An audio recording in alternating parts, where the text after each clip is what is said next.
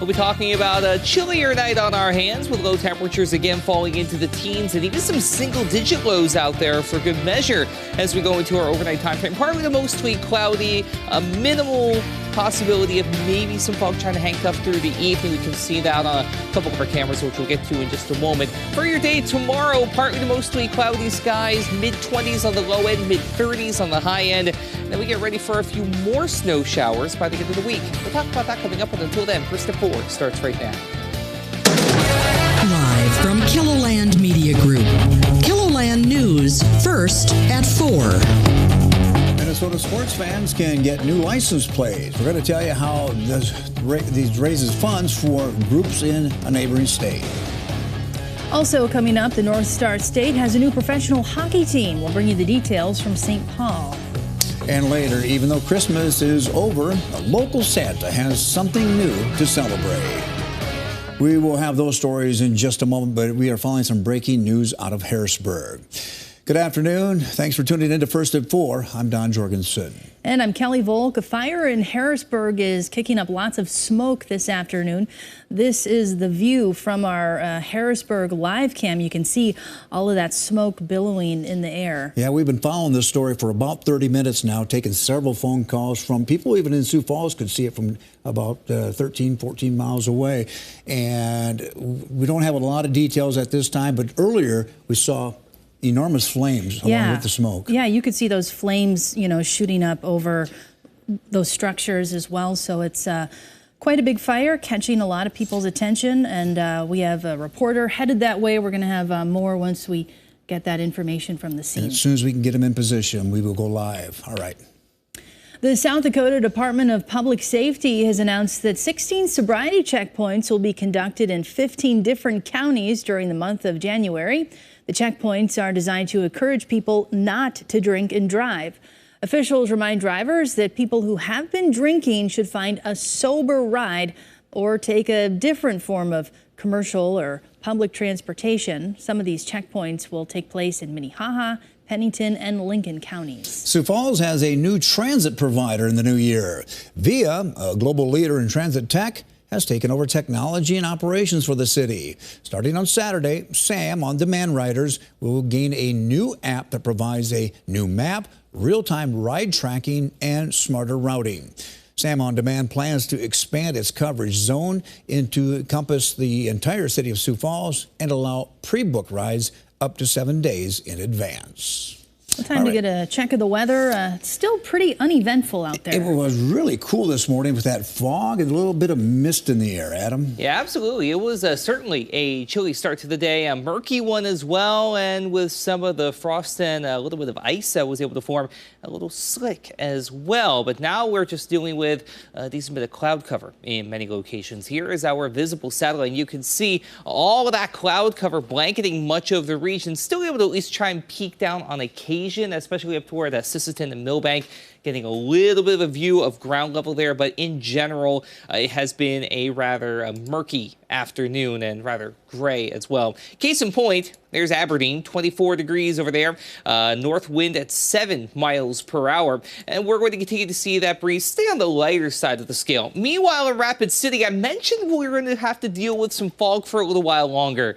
This is precisely what I was talking about. 26 for what it's worth out there with a southeasterly breeze at 10 miles per hour. But that early January sun angle really doing nothing of much, if at all, to really eat away at that fog bank. So continue to exercise caution. We are dealing with that fog out there for a little while longer. We're at 26 Chamberlain to Mitchell and to Huron, 29 right now.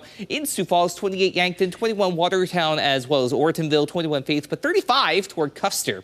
The wind, again, really not that big of an issue, around 10 miles per hour out of the north if you're East River, and more so out of the south if you are West River. But either way, it's not going to be a major concern for a while yet. So we've had the cloud cover that you saw. In terms of moisture, though, well, we're trying to get something in place, but right now there just is not much of anything to work with. We do have a frontal boundary that just draped itself over Sioux City, over the Green Bay and Milwaukee, and not really much moisture to work with in regard to that as well. But that may change later on. Highs tomorrow, either side of 30. As you go into southeastern KELOLAND with 20s and a few low 30s out there for good measure, up to the northeast with a little more cloud cover in place. That breeze also is going to pick up a little bit more. Out west, we'll see highs tomorrow mainly in the 30s. Again, a decent bit of cloud cover for Thursday, and some flurries may also develop as we head into Friday. From there, we keep an eye on the start of next week. We'll go into details on that and your full forecast as we head through the hour. Thanks, Adam. New year, new team. Hockey fans in Minnesota now have a second pro team to cheer on. The Pro Women's Hockey League started their season New Year's Day, and Team Minnesota faces off against Boston tomorrow. Marielle Mose caught up with the players and head coach to see how they're getting ready for their big debut. We can feel the excitement on the ice. The last few practices before our game. There's no time off this holiday for Team Minnesota. These athletes have been prepping for months at Tria Rink for their first game as a brand new league, the PWHL. You're going to see us having fun, but we're also going to be out there competing and, putting a body on body contact and just doing everything we can to win games. Center Taylor Heisey is a Lake City native, former Gopher and Team USA player, but being part of this team is special. It's an honor. I've represented my country, but, representing the state that gave me an amazing 20 years, I guess, so far. It's been an experience. Heisey is one of 14 players representing their home state on this team. I think most people knew at least someone coming into the team. Forward Kelly Panic is from Plymouth. She hopes all the native ties to the community help grow the hype around this team. The more we can connect with our community, the more that helps our team, it helps our fan base, just creating that excitement, that passion. Obviously the Wild have it, but they're 20-some years ahead of us. A fun fact, of all 6 teams, Minnesota's the only one that's going to be playing their home games in an NHL rink. They're going to be sharing the X with the Wild, and that first home game is going to be this Saturday at 2:30. That's kind of what we've been asking for, right, is that professional treatment, the professional environment. It's all those little things that, we just haven't really had. Team Minnesota is led by former NHL player and U.S. women's national team coach Ken Klee. He took on this role less than a week ago when the former coach stepped down for personal reasons. I've definitely hit the ground running here, and I know I've had some of these players before, so it's exciting. I really like the way the team's rounding up. I like our pace. I like our skill. I like our grit. We have a lot of pieces. Now it's just coming game time to put them all together. In St. Paul, Marielle Mose, WCCO News. And I misspoke just a moment ago. That game against Boston is actually today. Now, more than 5,000 tickets have already been sold for Saturday's home opener. Bally Sports North will air the away game Wednesday, and you can stream it for free on the league's YouTube page. Well, Minnesota is getting a new state flag this spring that echoes its motto of being the North Star State. The flag, designed, adopted in December, includes a dark blue shape resembling Minnesota on the left with 8 white, 8-pointed North Stars on it. And the Design Commission finalized the design this week. On the right is a light blue field that symbolizes the abundant waters that help define the land of 10,000 lakes. We spoke with the flag's designer. That's in a KELOLAND.com original, online now. Well, from the stands to the streets, Minnesota sports fans can now rep their teams in style. The Public Safety Department offers more than 120 different specialty plates, including this new Vikings version. Uba Ali with our CBS affiliate in Minnesota shows us the rest of the new designs, raising funds one license plate at a time.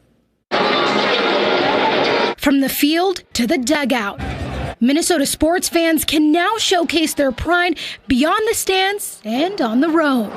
With 9 special license plates, including pro sports teams, 2 nonprofits, and a blackout look. We're excited to see those plates on the road starting today. It gives our fans a chance to be able to show their pride. The new plates will cost about $15 and require a minimum annual contribution of $30. Proceeds will go towards charitable organizations like the Minnesota Vikings Foundation and its mission to advance youth health and education, or the Minnesota Community Twins Fund supporting healthy children on and off the field. So it's a great way for fans to show off their excitement and passion for the Minnesota Vikings while helping support a wonderful cause. Brett Tabor with the Minnesota Vikings Foundation says this is a tangible way to make a difference. That $30 that a fan were able to contribute, that means real tangible meals for kids in our communities. For Twins territory, an opportunity to reach more children. The Community Fund funds programs and opportunities for